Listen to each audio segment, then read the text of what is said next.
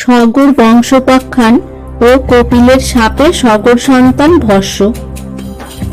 এত শুনি জিজ্ঞাসিল ধর্মের নন্দন, কহ শুনি মুনি সিন্ধু পুরাণ কথন। কেবা জ্ঞাতি হেতু ভগীরথের উপায়, বিস্তারিয়া মুনিরাজ জানাও আমায়। লোমশ বলেন, শুনো ধার্মিক রাজন, সগর নামেতে রাজা বাহুর নন্দন। তাল জঙ্ঘ হইয়াতি রাজা বশ করি, পৃথিবী পালন করে দুষ্ট জনে মারি। পুত্র বাঞ্ছা করি রাজা হইল চিন্তিত, তপস্যা করিতে গেল ভার্যার সহিত। শৈবা আর বৈদর্ভী যুগল ভার্যা তার, কৈলাস পর্বতে তপ করে বহুবার। তপ বলে সাক্ষাৎ হইয়া মহেশ্বর, বলিলেন সগরে মাগিয়া লহ বর। সেই হেতু এই বর মাগিলা রাজন, দেহ ৬০ সহস্র তনয় ত্রিলোচন। হর বলিলেন, বর মাগিলে রাজন, হইবে তোমার ৬০ সহস্র নন্দন। সময়ে সবাই এককালে হবে ক্ষয়, বংশ রক্ষা করিবে একই তনয়। শৈবার উদরে যেই এক পুত্র হবে, তাহাতে ইক্ষ্বাকু বংশ উন্নতি পাইবে। এত বলি অন্তর্ধান হইলেন হর, এত বলি অন্তর্ধান হইলেন হর। সগর চলিয়া গেল আপনার ঘর, দুই ভার্যা সহবাস করে মতিমান। কতদিনে দোহার হইল গর্ভাধান, সময়তে প্রসব হইল দুইজন। শৈবা প্রসবিল এক সুন্দর নন্দন, বৈদর্ভীর গর্ভে এক অলাবু জন্মিল। দেখিয়া নৃপতি ফেলাইতে আজ্ঞা দিল, হেনকালে ঘোর রবে হইল শূন্য বাণী। কি কারণে বংশ ত্যাগ কর নৃপমণি? যত বীচি আছে এই লাউর ভিতর, ঘৃতপূর্ণ হাড়িতে রাখো নৃপবর। ইহাতে পাইবে ৬০ সহস্র নন্দন। এত শুনি নরপতি রাখে সেই ক্ষণ, ঘৃত হাড়ি প্রতি এক ধাত্রী নিয়োজিল।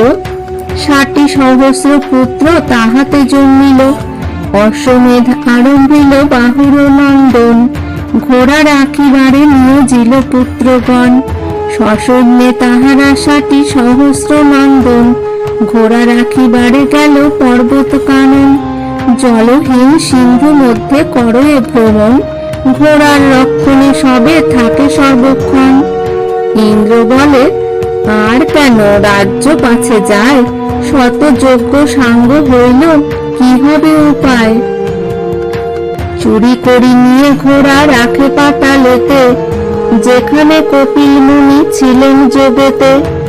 কোথা না দেখিয়া অশ্ব চিন্তিত হইয়া, সগরের স্থানে সবে জানাইল গিয়া। শুনি রাজা দৈব বশে করিল উত্তর, ঘোড়া না আনিয়া কেন আইলি রে ঘর। পিতৃ আজ্ঞা পাইয়া চলিল সর্বজন, কোদালি ধরিয়া পৃথ্বী করিল খনন। এই মতে বাড়ি নিধি খনিতে খনিতে, অশ্ব অন্বেষণে গেল পৃথ্বী পূর্বভীতে।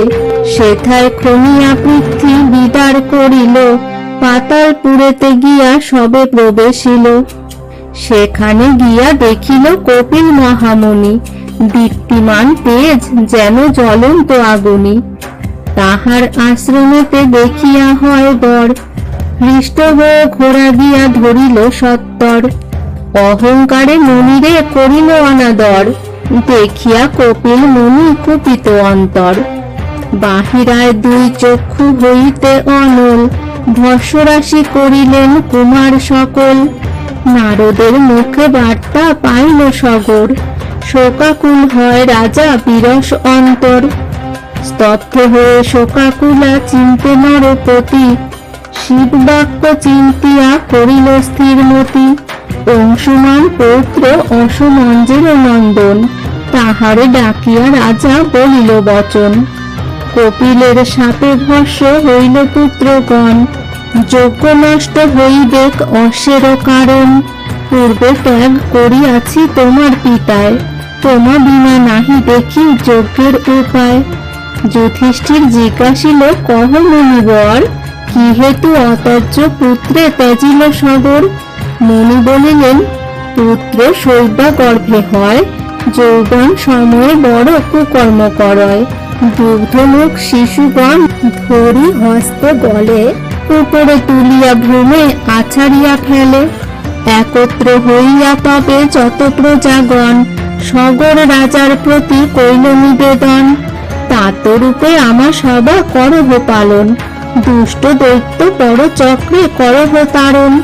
ক্রুদ্ধ হয়ে আজ্ঞা দিল যত প্রজাগণে, গ্রাম হইতে বাহির করহ এই ক্ষণে। এই মতো নিজ পুত্রে ত্যাজিল সগর, পৌত্র যে কহিল রাজা শুনো নরবর। তোমা বিনা কুলাঙ্কুর কেহ নাহি আর, যোগ্য বিঘ্ন নরক হইতে কর পার।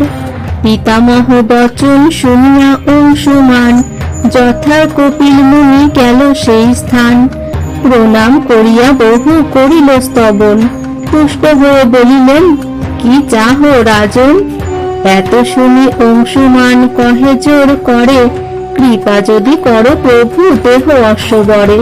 দ্বিতীয় মাগিল পিতৃগণের সদ্গতি, বাঞ্ছা পূর্ণ হোক বলিল মহামতি।